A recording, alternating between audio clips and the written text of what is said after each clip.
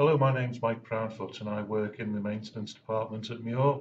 I just wanted to take 5 minutes of your time to briefly explain about condensation and mould that some of our residents may be suffering from. It's to just basically go through some advice, some handy hints, and hopefully some ways round preventing mould growth within your home. Condensation is usually at its height around the winter time, and you will notice that when in the kitchen or the bathroom, when washing or cooking, there's a lot of moisture generated.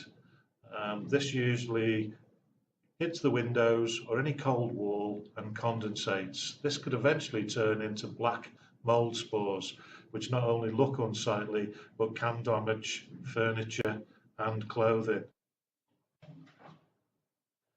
Just by opening your windows when cooking or bathing, slightly in the winter because you don't want to reduce the heat too much, it will benefit and reduce the amount of condensation in your bathrooms and your kitchens. Another top tip for reducing condensation in the home is don't, if possible, dry your clothes on the radiator. If it is possible to use a communal drying area or even a tumble dryer that's connected to outside, it's much preferable than using the radiator to dry your clothes. This unfortunately will put a lot of moisture in the air, which could result in condensation and ultimately mould growth in your home. Each morning, give the windows a quick wipe down, remove the condensation, and it prevents it going onto the sill and resulting in an unsightly black mark. To get rid of any black marks or mould within your home, a bit of bleach in a cup, 3 parts water, 1 part bleach, give it a wipe down, and the black spores will be removed. Another top tip to prevent condensation in the kitchen is if you're cooking with pans and are boiling potatoes, keep the lids on them. This will stop the steam escaping and cause an unsightly condensation and mould growth on your ceilings and walls. Most of our homes contain a thermostat that controls the central heating and the hot water within our homes.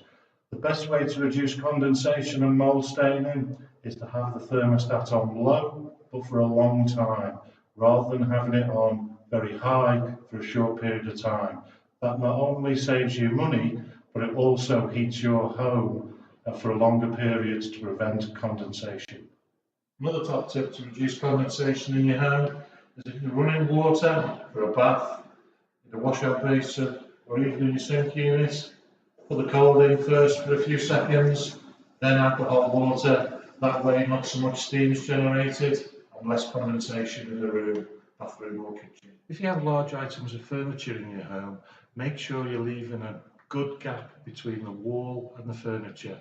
This allows the air to circulate and doesn't allow mould to build up on the furniture or on the wall. Do this for beds, wardrobes, large settees. Keep them off the wall, allow the air to circulate behind them, and it will prevent the condensation growth. Hope you found these hints and tips useful. If you follow the guidance, I'm sure we will be able to reduce your condensation or any mould growth in your home.